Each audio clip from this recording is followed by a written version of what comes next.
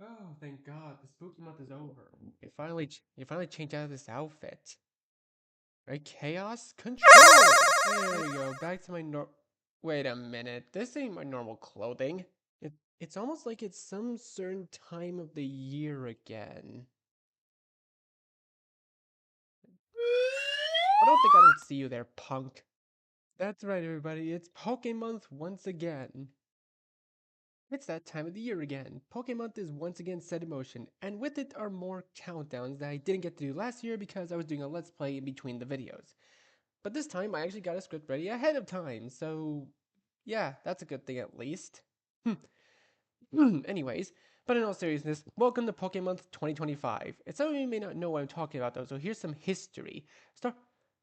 Starting last year, I decided to label every November as PokéMonth, going on a Pokemon deviation to celebrate everything about the franchise. Last year, I started a series of countdowns, and I have decided to continue that series today. I have already covered 8 of the 18 types, which is just under half of them. Those types being normal, fighting, flying, grass, fire, water, electric, and rock. This time, I am going to be covering my top 10 ground type Pokemon. Now, now, ground was always kind of a weird typing to differentiate from rock. At least in my opinion, it was. They they share a few similarities, like a weakness to water and grass, and resistance to pretty much a lot of things, like fire. But the difference is that ground has an immunity to electric types and has less resistance. It actually has less resistances than rock and steel, which I didn't actually know until I did research for this video. So so ground. So as you can tell, ground is more orientated towards offense rather than defense, kind of like rocks of more aggressive counterparts. So without further interruption, here are my top 10 favorite ground types. Cubone. Look, I know we just got out of the spooky month, but I'm still feeling spooky vibes, so I'm gonna make up for it for not having a Pokemon related content for it. I don't know how I can actually explain it, but I'll try to. Cubone always intrigued me as a kid. Hearing the dex entry for it in Pokemon First Movie Special, Pikachu's Vacation, labeled it as the lonely Pokemon. Cubone, and it's actually pretty fitting too, considering that Cubone is rather solitary and rather keeps to itself all the time. And all of its dex entries kind of go on about how it wears the skull of its dead mother, and nobody really knows what it looks like. I mean, the closest that we've ever actually gotten to seeing what Cubone really looks like was this official art right here that Ken Sugimori drew himself. But I don't know. This is as close we're gonna get to actually seeing its face. And we don't even get to see anything else aside from, well, what it normally looks like with the skull. Anyways, getting back on script here, it wears the skull of its dead mother, and actually probably wields one of her bones as a weapon too. Oh god, don't think about it. Just don't think about it too hard, Richie. Just get on with the list.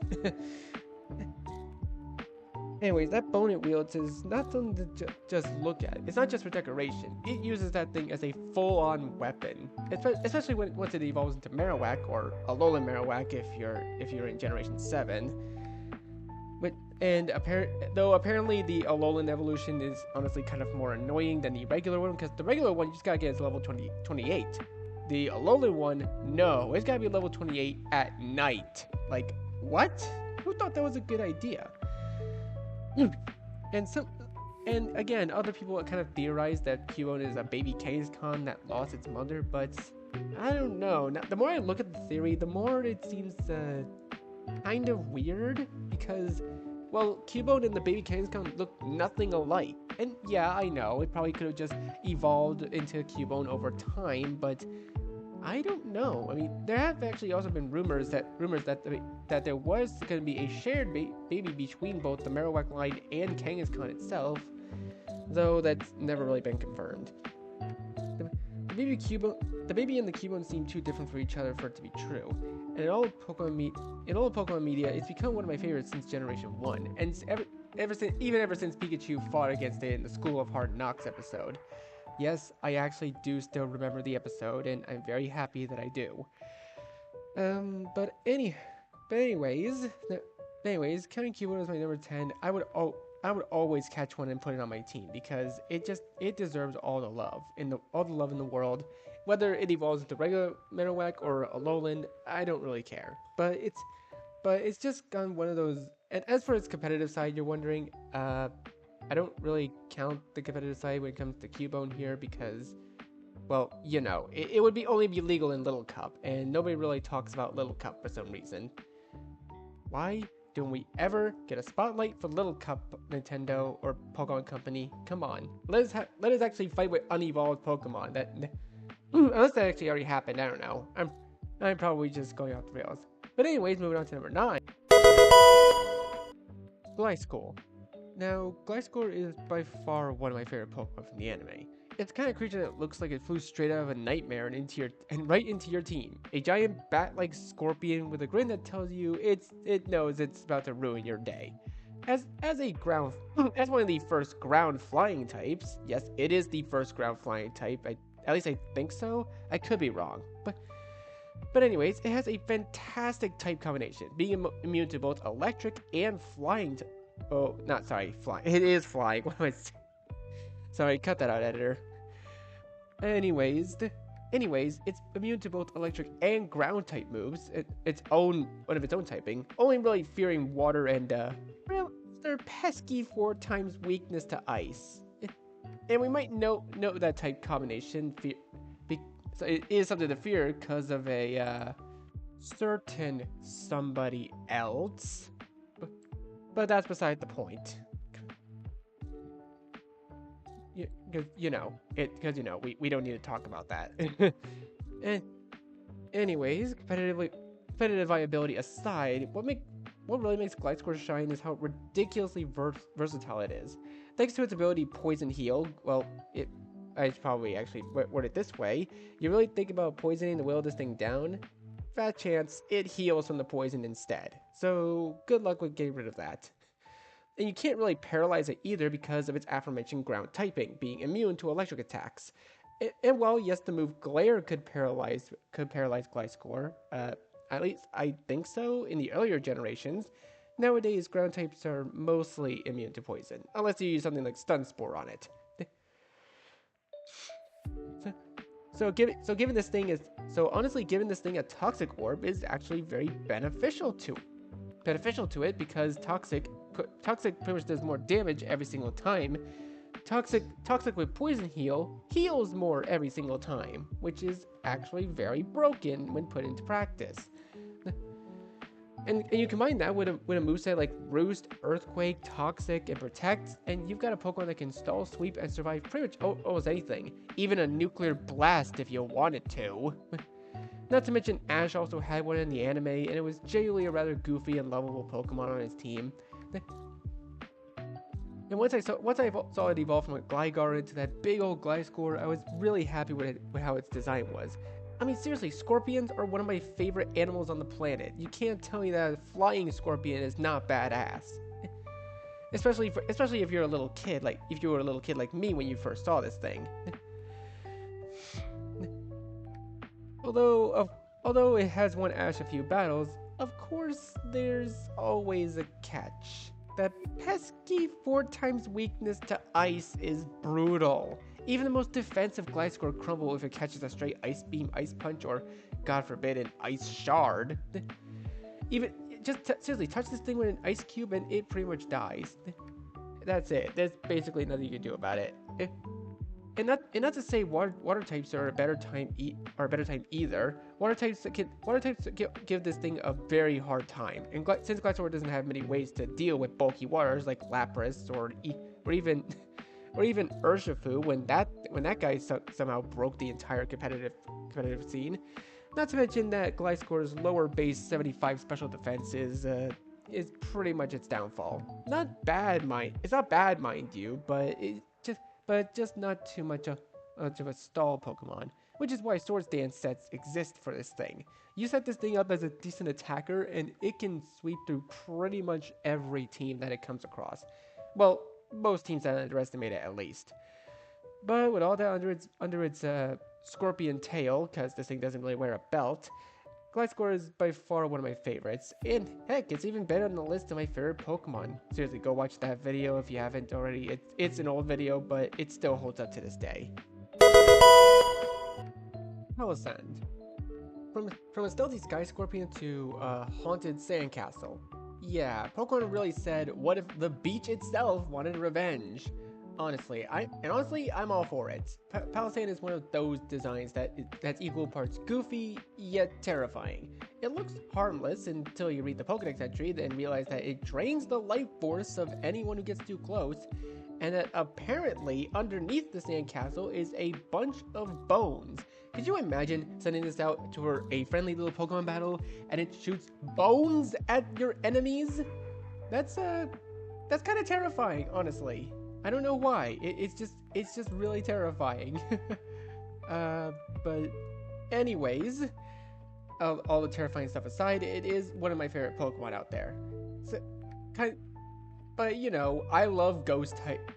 It's something. Creepy Nightmare Fuel is something that I love in a Ghost type, and as a Ghost and Ground type Pokemon, being my favorite Ground type specifically, at number 8, it is immunities to both the the fair game of normal and fighting, but since it is a ground type, it is also immune to electric attacks. And as you guys probably don't know, I hate it when my Pokemon get paralyzed. It's just so stupid not being able to attack half the time. But aside from that, aside from that, you guys also know me as one of the kinds of people who likes a bulky set. I like having a bulk set when it comes to this sort of thing. A sort of defensive build, if you will. A wall, if you can imagine. A wall of sand. Which is something that my arguments tend to stand on. Fortunately, Palisand has a great defense stat. And that bulky defense being a monstrous 110, and its special attack not too far behind, only behind by 10 points. It's being seen as a physically defensive special attacker, which is very interesting kind of approach, especially with the type that they chose for it. Which does make sense. This does give it 3 immunities, not a 2 times, but a 4 times resistance to poison, because you can't really poison the ground much. At least I think it's a 4 times resistant to poison. And in its signature ability, Water Compaction boosts its defense even further if it ever gets hit by a water type move, which is such a fun twist for a sandcastle that you'd expect it to crumble from water. But Palisand is also surprisingly solid in battle. It can set up things like Stealth Rocks, use Shore Up to recover HP and recover even more HP in Sandstorms, apparently, and strike back with strong Earth Powers and Shadow Balls. Heck, it was even on Acerola's team in the Elite Four of Sun and Moon. And yeah, that also leads to one of its weaknesses. Being a bulky Pokemon, it's not exactly fast. Its base 35 speed and rather mid attack HP and special defense are kind of holding it back. And even though this thing isn't taking home any trophies, it's for raw speed nor offense, it is still a perfect mix of creepy charm and strategic value that I absolutely love. I mean, heck, during Ultra Sun and Ultra Moon's events, you basically can get a guaranteed Sandy Gas that you can eventually evolve into a Palisand of your own. That can also suck the soul out of any enemies that you come across. Honestly, what were they thinking with this thing? I love it. Stunfisk. Now, here's a Pokemon that deserves way more respect than it should. Stunfisk may look like it's lost a fight with a steamroller, but don't let that goofy, flattened face fool you. This thing can shock you in more ways than one. Literally. I'm serious, because it's a ground electric type, you get it? Anyways, as a ground and electric type, Stunfisk has one of the most unique typings in the entire series, giving it some cool resistances and, I guess, a handy electric immunity. Although it being an electric type makes it immune to paralysis already, then it has the ability Limber, it's triple immune to paralysis? Honestly, I can't even tell you why. It's just so weird. And to and to be fair, I guess it is necessary considering that Stun Spore can still technically paralyze it, but not really. It was weird back in Generation 5.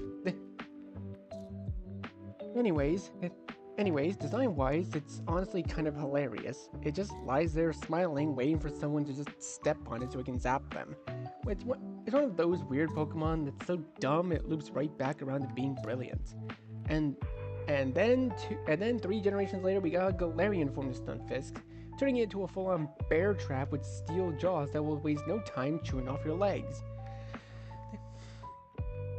That version traded its electric typing for steel, making it much tankier in the defensive side and a nastier trapper with a surprisingly good mean streak.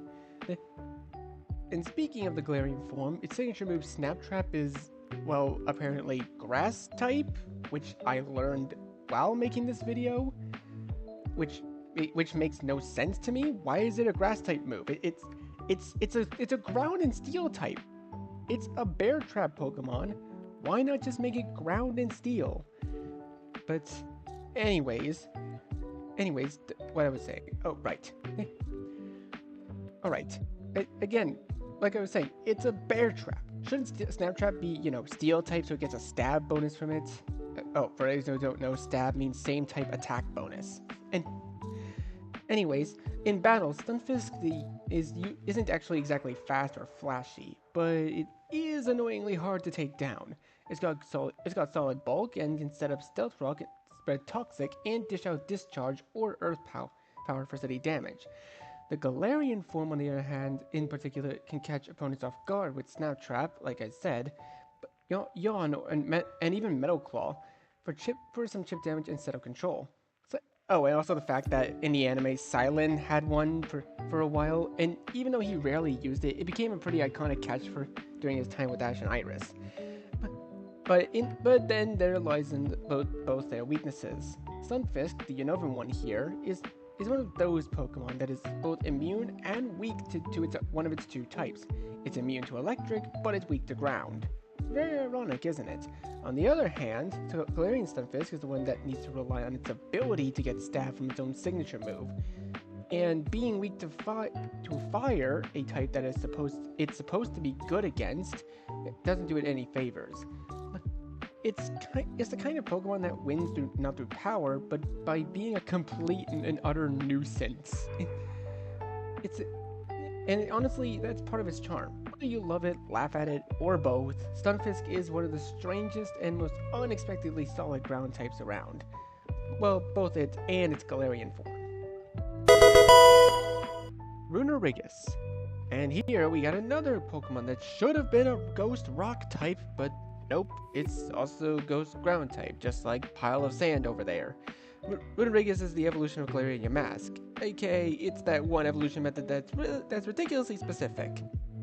Like seriously, who thought that evolution method was a good idea? Whoever at Game Freak thought it was a good idea should actually be kind of demoted. Anyways, Runerigus is a unique addition to the roster of the current 1,025 Pokemon that currently exist. And looking at its stats, it seems that it was meant to be a physical counterpart to Cofagrigus. And I mean that literally. And if you look at their stats, I actually mean that literally. They literally are the exact same stat spread. They just swapped the attack and special attack around for Runerigus, and there you go. Boom. New Pokemon. And it's actually that same stat spread that kind of makes Runerigus, well, it's okay at best, I suppose. Its base 95 attack is still nothing to scoff at, though. And giving it and it even has the same moveset as Cofagrigus. Just swap out Will-O-Wisp, Grudge, and Dark Pulse for Brutal Swing, Slam, and Earthquake. They were really pushing this thing to be a physical alternative to Cofagrigus, weren't they? It's like, oh, Cofagrigus is too stally for you? Here, have one that has more attack power and less special attack power. It's basically no different, Pokemon. I see what you're doing, but it just kind of doesn't really work. But at the same time, it kind of works. As a ground type, it lands on one of my favorites for one reason alone. It's inspiration. Apparently, from what I can tell, it's based off of old ruins that Vikings would carve into stone to commemorate the lives of notable people and events. That's a direct quote from Bulbapedia, by the way. And I can kind of see that, especially since because I actually might possibly be a descendant of Vikings. Yeah, me and my father's side kind of have a sort of Viking blood in our veins, so I can understand why this thing was so well received as a design. Though when put into practice, not that it it's not that it doesn't have any weaknesses, because and even though I'm a sucker for good design, it has the exact. Though I don't really have to go over them because it's the exact same weaknesses as Palisand. Although slightly different because it has less physical defense than Palisand. How does a pile of sand have more defense than a rugged rock? It's sand! Sand is just tiny little grains of rock! But nonsensical Pokemon stuff aside, I wouldn't mind having a Runerigus on my team any day of the week. Even though its ability Wandering Spirit is basically the same as Cofagrigus' Mummy, which essentially which basically just cancels out the enemy's ability. It not only does that, it just straight up takes the enemy's ability for itself and just makes the enemy Pokemon useless. So, well, unless the enemy Pokemon had Intimidate to begin with, because you can't really undo an Intimidate, and Intimidate is this thing's downfall. And yeah, sure, you could try to do some things to mitigate the Intimidate, but you really can't. The only way to get rid of Wandering Spirit is just to switch out, or just use something that changes your ability, like Mega Evolution. And well, it kind of just makes Runerigus here a moot point, but aside from that, it also has a pretty decent shiny form. Like, I can at least give it credit for that, right? Just move on to the next entry. Flygon. Yes, the first ever Dragon Ground type to come around, and the typing was so good, they made a sequel to it. Now having the typing it does was actually pretty huge back in Generation 3.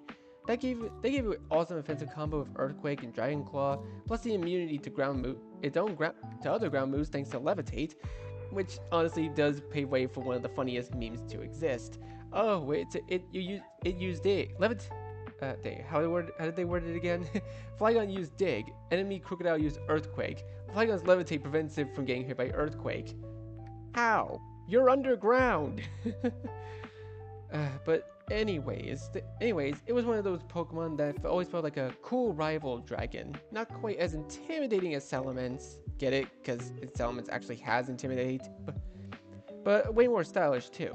While its offensive capabilities are good, it more so dove into a supporting utility role that includes moves like U-turn and Defog. At least for me, it did. The balance of offense and support made it really dependable team member for years.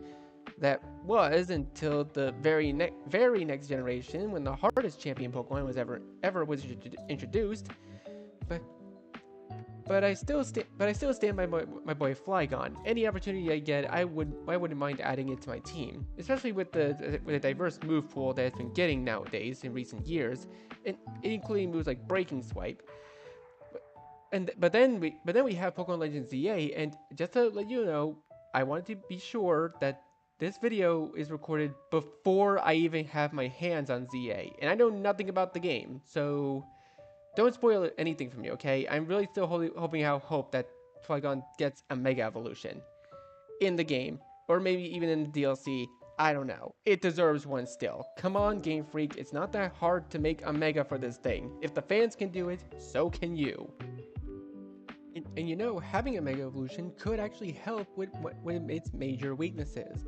Much like the pseudo-legendary that came after it, it has a very brutal 4x weakness to ice, which, yeah, doesn't really help it much, and the fact that its base attack and speed are at 100 while it has flat-out 80s across the board, it's not bad, mind you. It's just genuinely outclassed by the power creep that comes along every single generation.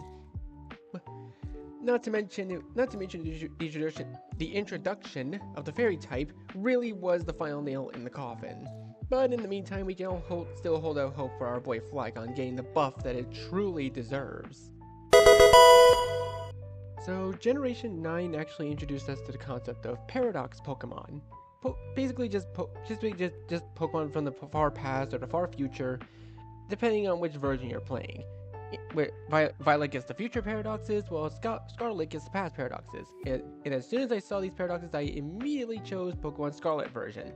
I mean, come on, what else do you think I was gonna choose? I mean, yeah, the robots are cool, but when they first were shown or revealed, I kind of thought they would all, just be Steel type.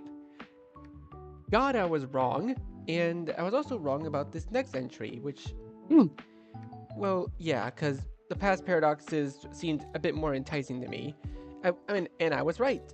Ancient Jigglypuff, a prehistoric Amoonguss, and Salamence, even Volcarona gets not one, but two different paradox forms. One for each version. But when I heard that Magneton was gonna get one, I was a wee bit skeptical at first. I mean, magnets are already more, well, far more recent than dinosaurs were, so I don't know how a prehistoric Magneton would even work. And turns out it looks absolutely metal, and I love it. The magnetic hairs forming the actual hair and the weird janky tail kind of make it very off-putting, to say the least. A bit more crazy looking than its modern counterpart would. And that's not even getting to how crazy this thing's moveset is. It's surprisingly fast, it hits hard, and it can double as both a special attacker and a utility mon. Moves like Earth Power, Thunderbolt, Volt Switch, and Stealth Rocks. It's a great pivot or a lead if you can keep the offensive pressure. And its ability Photosynthesis lets it boost its best stat in harsh sunlight, making it an even scarier threat on more sun-focused teams. Though Sadie Shocks isn't without its flaws. Those weaknesses to water, ground, ice, and grass could still be a big problem, so essentially the same thing that happened with Stunfisk.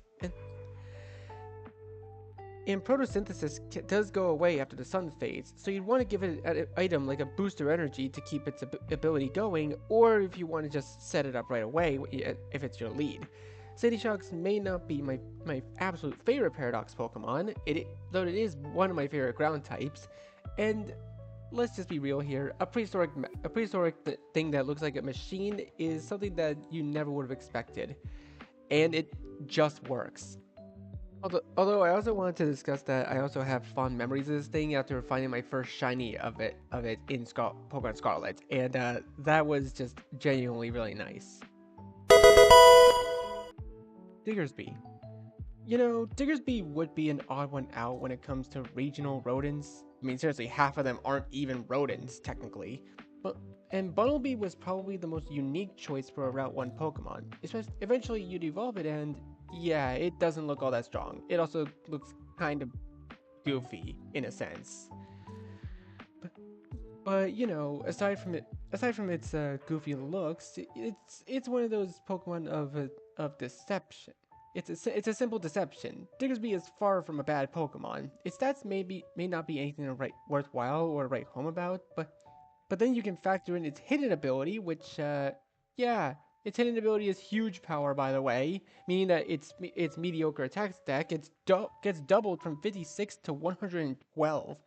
Sure, it isn't outspeeding much of the roster. In fact, power creep is very, very sure of that. But if you tack on something like a choice scarf onto it to double its mediocre speed and watch it, and you can just watch it rampage. Its typing though is not that glamorous. However, being a normal and ground type, it actually gives it some very horrible weaknesses to fighting, water, grass, and of course ice. As most ground types tell you, we hate ice, but that normal ground type actually does give it some nice versatility. First of all, it can actually hit ghost types, not with its normal stab, but with its ground type stab.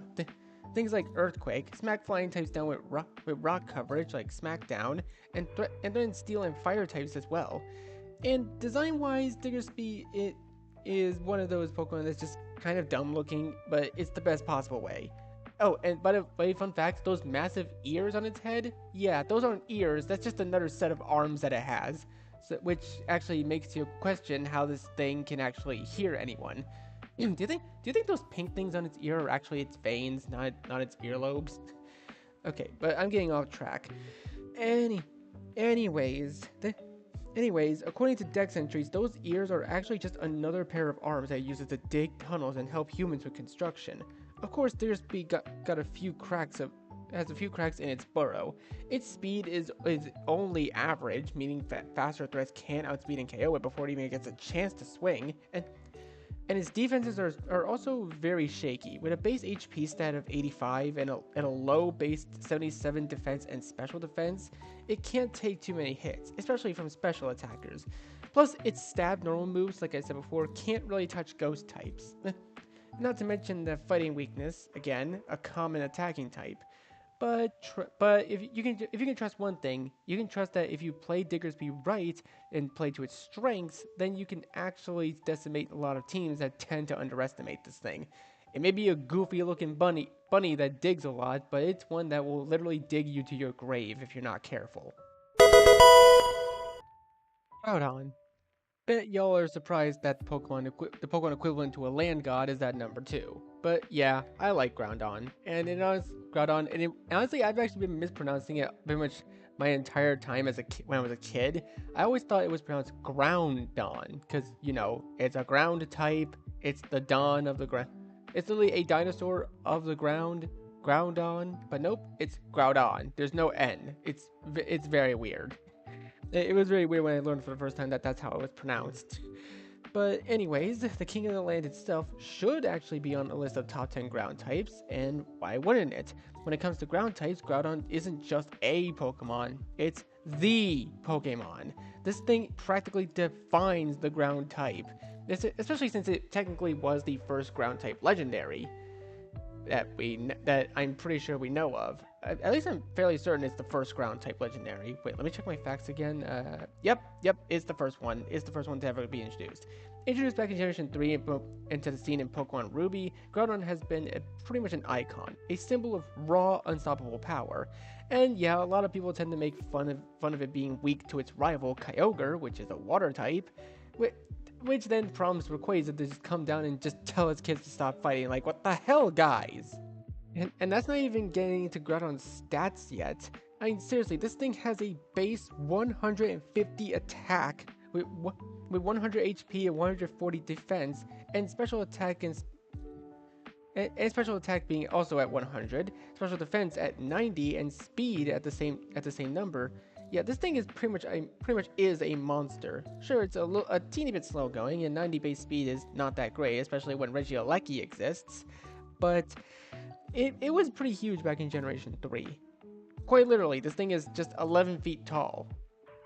Though that's honestly also kind of surprising. Like, how is the King of the Land only 11 feet tall? That's like by comparison, the height from my floor to my roof in the old house that I used to live in was 13 feet.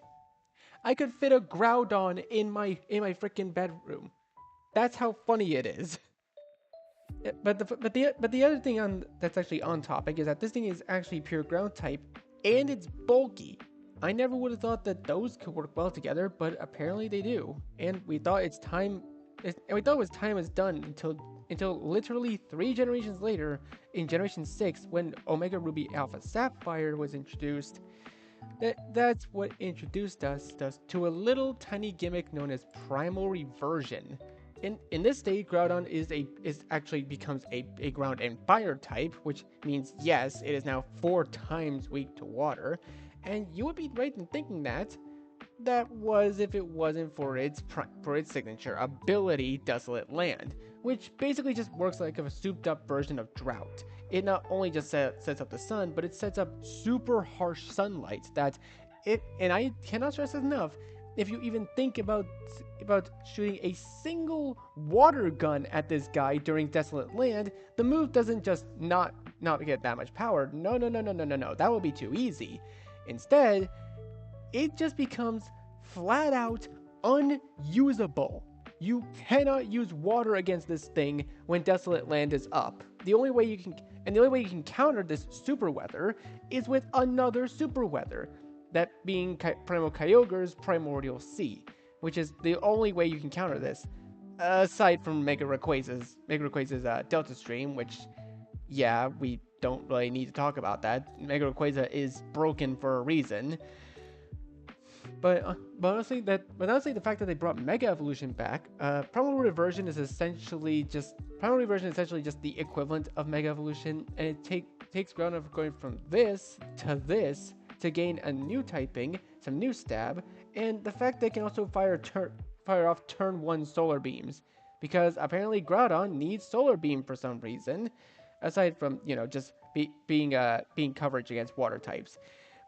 And that and that's not even talking about its stat spread. Primal Groudon stat spread jumps from 150 attack to 180 base attack. So that's something that I'm not going to mess with it. And and again and again, Desolate Land just sort of stops water moves from working. But that doesn't really stop them from working, to say the least. If your opponent just happens to have Primal Kyogre in the back, just sends it out, it can shut down Desolate Land and pretty much turn Groudon's one strength and turn it into its worst nightmare, because now it's actually going to get hit by a water move. And you've all probably seen that one clip from Terminal Montage, right?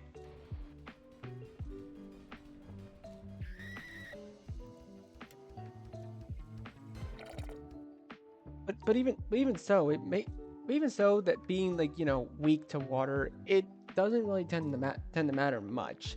The primal reversion that it takes pretty much only makes it weak theoretically to just ground types, which, yeah, irony, because it's basically the king of the land. But it also gets access to moves like Swords Dance, Solar Beam, and again its signature move, Precipice Blades, which not only hits both opponents, but it's a very strong move. And yeah, and just combine with all that, and you got not just a solid team member, but a full-blown sweeper if you play your cards right. And of course, my number one favorite ground type in all of Pokemon is Donphan. Now, this may come as a shock to you all, but I grew up with Pokemon, but the first region I ever explored was actually the good old Johto region, which just how happened to be right next to Kanto. But no, I am not a Gen 1er, I'm a Gen 2 guy. As you guys know, I'm a Johto baby, therefore I have pretty much a lot of favoritism towards Johto Pokemon. And you probably can't tell just by a glance, but Donphan was probably the first Johto Pokemon I actually felt some sort of connection with. Yes, we technically did get introduced to Togepi and Ho-Oh before Donphan. Ho-Oh was shown in the first episode, and Togepi was in the episode Who Gets to Keep Togepi. And it was still a surprise because those are the moments where people took a look at their poster that had the first 150 Pokemon on it, and then went, the hell is this thing? Donphan is the epitome of that, because I think it was more impactful that it made its debut on the big screen rather than just in another episode, The first Pokemon movie actually had a lot of impact on me because it was the first movie of the series I ever watched, of course. And that and I actually still have the original VHS that has the movie on it. Yeah, it's really old, I know. But when I first saw Donphan make its first official debut in that movie, I'm just thinking, like, what the heck is this thing? That's not one of the first 150 Pokemon. I thought there was only 150. What is it? And I actually felt some sort of connection to it because it was just some random ass trainer with a red bandana that just happens to have a Donphan, and I thought this thing looked really cool, honestly. Like seriously, you don't really forget seeing a giant gray elephant that can roll itself into a tire, tumble into a frog with a plant on its back. You don't really just forget something like that. It's one of the most memorable moments. Although it honestly really pains me to see that in the remade version of the first movie, they replaced Donphan with Golem, which, why? Why did they do that? I felt like they did that because they wanted to keep it exclusively Generation 1 Pokemon. but they kind of missed what made the first movie awesome. Donphan was shown to be a powerful Pokemon during the first few moments of the movie, but mostly just beating the crap out of Ash's Bulbasaur until it used Solar Beam and decimated Donphan like a few moments afterwards. And not only that, but the fact that this thing was shown off in the very first Pokemon movie, and then the remake had to replace it with Golem, which why would you? Golem is 4 times weak to grass. Donphan is only 2 times weak. Like, come on, you could have kept Donphan in there, Pokemon. It's not that hard. And then we get to cut to years later, many years later, when we were all hoping for a Let's Go Johto game, like Let's Go Pichu or Let's Go Togepi. Like, honestly, how could you use Togepi? He only learns like 4 damaging moves. and we see the trailers for Scarlet and Violet. And then we get introduced to the concept of Paradox Pokemon. I've pretty much talked about this during number 4's entry at Sandy Shocks, but every Paradox Pokemon was shown off in some form or fashion later on down the line, or we just saw it ourselves. But can you take a guess as to which Pokemon had 2 Paradox forms that was shown off first? And no, I don't mean the box art legendaries, because they're technically legendaries, but also paradoxes. They're confusing. But essentially, the first Pokemon that got 2 Paradox forms was Donphan. It was the first one to have 2 Paradox forms shown off to us in a trailer. And of course, those 2 Paradox forms are Great Tusk and Iron Treads. Two forms that I really greatly love, but you know, I love Great Tusk more than anything. That, and I also found a shiny of it in Scarlet and Violet, or specifically Scarlet, a little while ago. So yeah, and even though this video is taking me like 3 days to record, I've been super excited to talk about Donphan. It's just you don't really forget its impact. And I just love that Game Freak was giving Donphan the love it deserves. Like, oh, it was the first Pokemon shown off in the first Pokemon movie, aside from, you know, the main gang and Dragonite and Mewtwo and Mew. It's the first Johto Pokemon that they showed off that wasn't Togepi.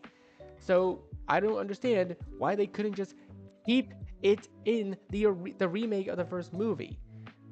Okay, but I'm getting off track. All it really needs right now to make it absolute cinema is just a Mega Evolution or a regional variant or something. Unless Paradox Pokemon will count as regional variants, but I don't count them personally. They're Paradox Pokemon. But anyways, looking into it a little deeper at its stats, it has 120 base physical attack and physical defense, which means, yes, this thing could potentially hit like a truck if you use it properly, and its ability Sturdy ensures that it's going to take more than just one hit to KO it.